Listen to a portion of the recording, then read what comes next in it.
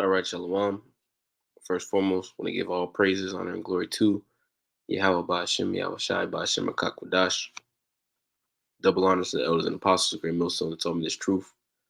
And Shalom to the hopeful elect, the Akim and the Akwaf scattered around the four corners of the globe that have returned to the obedience of the scriptures through faith in who the world ignorantly calls Jesus Christ. All right, who we know as Yahweh Shai HaMashiach. All right. And in this lesson, I want to touch on the meaning of the word Hebrew, right? The meaning of the word Hebrew, because that's, again, we are, right, Hebrew Israelites, right? And Lord's willing, I'll do a lesson. I actually already have done a lesson on the whole term, right? The whole term Hebrew Israelite, but wanted to bring some clarity to the meaning of just the word Hebrew by itself, right? And what it means according to the scriptures, right? Because being Hebrew, okay, really refers to individual, all right, a man, right, by the name of Eber. Okay, so we'll actually start off there. This will be a quick one, but we'll touch on some maps and bring out some scriptures just to get a understanding of what that word really means, right? Because you have Hebrew Israelites, but if you ever watch, some of the apostles, like Apostle Tahar, sometimes will refer to the term, he'll call even, Edomites Hebrew, right? Hebrew Edomites, right? Or Hebrew Ishmaelite, right? That could technically be a term because, again, the word Hebrew, which is the word Ibaria. Matter of fact, we'll start off with that, the actual breakdown of the word. So when you go to the actual word, this is Genesis chapter 14 and verse 13. It says, "And there came one that had escaped and told Abram the Hebrew," right? Referring to Abraham, all right, prior to his name being changed to Abraham, right? Abram meaning exalted father, all right, and then Abraham being his new name, that means father of many nations, right? So, but when you go to that word Hebrew, Lord, hopefully you can see it. I'm gonna highlight it with my mouse. Or Salakia, wrong word. When you go to that word Hebrew, right? Strong's H5680, it says Ibaria. All right, Ibaria. Okay, four-letter word. The root is three letters, right? Ibar, and that's the root. And when you go into the meaning, it goes into one from beyond. Okay, a designation of the patriarchs, and the Israelites, right? And we'll go into this the actual meaning here in a second. But the point I want to start off with is it says in the Strong's definitions, it says an Eberite, a Hebrew, a descendant of Eber. So that's literally what the word means, okay? And an Eberite, right? So that word is actually tying us to a particular man, all right, and his descendants, okay? And when you have Yah, all right, at the end of a word, right, a suffix, when you have Yah at the end of the word, it denotes an individual, okay? So, real quick, before we go back to that, we got to understand who Eber is, right? Right? The scriptures say they were written aforetime for our learning, right? Scriptures also talk about, seeking the old paths, right? The deeper you go into this thing, the more you realize that, it's about our forefathers going all the way back to the beginning, all right? Going all the way back to Adam, okay? So, in order to, understand who Eber is, all right, you got to go into Genesis 10th chapter, right? Genesis the 10th chapter, which is basically uh, recounting the generations of Noah. All right, so I'll read verse 1 and then I'm gonna jump down.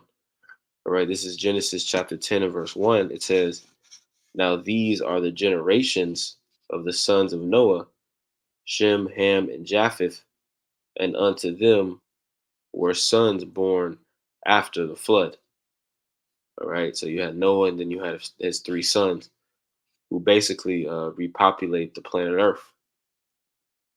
All right, and if you go on Google, there are some good maps. You can type in Genesis 10 map, and it'll give you some maps because, as we know, um, Noah's Ark landed in modern day Turkey in the mountains of Ararat. All right, and from there they basically migrated all throughout, you know, what is known as the Middle East. Okay, but let's go back to this map. Okay, essentially, when you go into it, right, when you go into Genesis 10, when you go into where Noah's sons migrated, right, we know Japheth, all right, went north for the most part, right? We know Ham, the Hamites, right, Canaanites, Amorites, they went south, right, into the, Syria and the land of Canaan, down into Africa, all right, and then Shem, his seed, his line, migrated towards Mesopotamia, all right, which is in the red in this picture. Okay, and when you actually break down the word Mesopotamia, matter of fact, let's break down that word. Okay, let's break down that word real quick. Let's get Edamon online real quick. Right, because when you get that word Mesopotamia, it literally means between the rivers. Okay, between the rivers.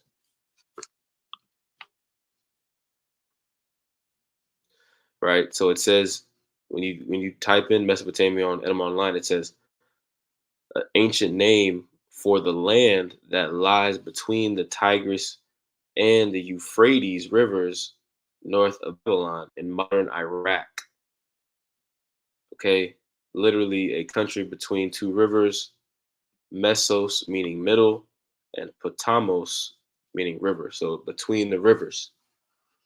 Okay, so when you hear the word Mesopotamia, it's actually referring to specifically that land in between the Tigris and the Euphrates. Now that's important because the Euphrates River is a significant body of water in the scriptures. And when you read the definition of Hebrew, it says one from beyond. Okay. And when you get that term, one from beyond, um, let's go ahead and get it since I brought it up. Right. Ibaria, one from beyond, right? From beyond what? Right. Now we know there are spiritual applications, to all of this, but on a literal level, it's going into one from beyond, okay, this particular stretch of land. All right, one from beyond the Euphrates. Okay, one from beyond the Euphrates. Right, and here I have a map of Abraham's journey. Okay, and over here in the bottom right, you have Ur of the Chaldees. Okay, and you can see how Ur of the Chaldees is right on the Euphrates River. Okay, so when you get the word Ibaria, it's referring to a man. All right, Eber, who was a descendant of Shem. But that's when, again, you have to understand Genesis 10 and understand the fact that primarily Shem's seed have migrated to basically inhabit Mesopotamia, right? So, a precept to back that up. All right, this is Joshua chapter 24 in verse 2, it says, and Joshua, I'll read verse 1. It says, and Joshua gathered all the tribes of Israel to Shechem and called for the elders of Israel and for their heads and for their judges and for their officers. And they presented themselves before the Most High. And Joshua said unto all the people, thus saith the Lord God of Israel, your fathers dwelt on the other side of the flood in old time, even Terah, the father of Abraham, the father of Nachor, and they served other gods. Now, when it says the other side of the flood, let's get that word flood. All right. It says Nahar, and that word Nahar means a stream or river. Okay. When you go Strong's definitions, it says a stream. It says, including the sea, uh, ex- expectation, the Nile, Euphrates, etc. All right, that's what, and again, it's really referring to the Euphrates, because that was the land that our forefathers came from. All right, again, when you go into Genesis 10, our Hamites primarily inhabited the land. All right, until the time came, okay, for the chosen seed to return to that land, okay, and receive, their rightful inheritance, okay, the promises, right? Another reason why Abraham is called the father of the promise. Okay, he is the actual man that made that trip from Mesopotamia to, okay, the land of Canaan. All right, to the chosen land. Right, one from beyond. Okay, Abraham was one from beyond. He was a Hebrew. Okay, he was Ibaria. Okay, so let me go back real quick. Let me see if there's more on this Genesis 10. Yeah, I'll read this. Genesis 10 and 21. It says, unto Shem also, the father of all the children of Eber, the brother of Japheth the elder, even unto him were children born. The children of Shem, Elam, Ashur, Arphaxad, Lud, and Aram. The children of Aram, Uz, and Hul, and Gether, and Mash. And Arphaxad begat Salah, and Salah begat Eber. Okay,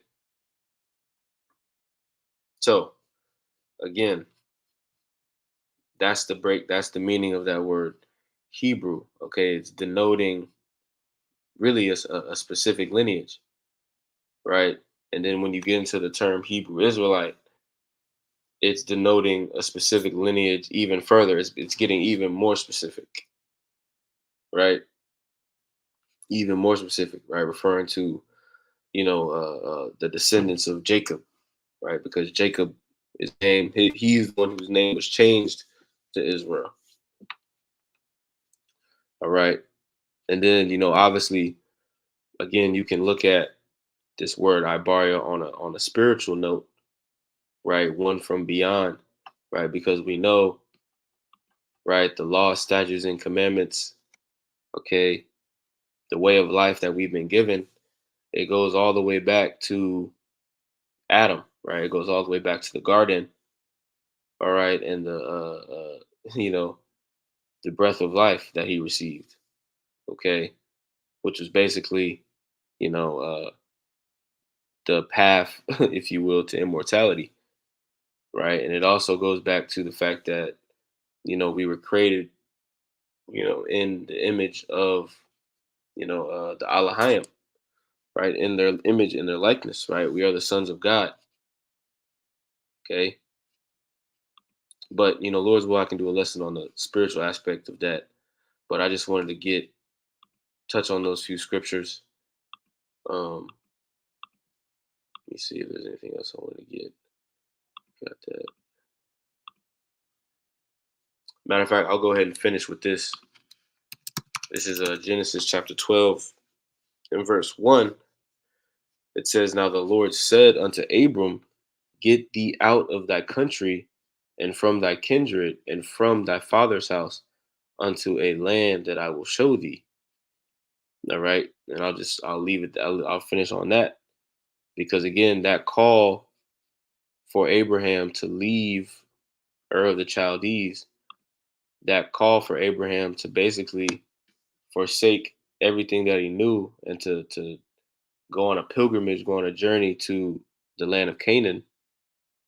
All right, that's what initiated our nation's history. Really, because we know after that came uh, Isaac, all right, and Jacob. Okay, our forefathers, right? But they would have never been in the land if Abraham, right, the Hebrew, right, Abram the Hebrew, if he had never made that trip from beyond the Euphrates to the land of Canaan. All right. So, Lord's willing, this lesson was edifying. I want to give all praises, honor, and glory to Yahweh Bashem Yahushai, Bashem Kakwadash. Shalom.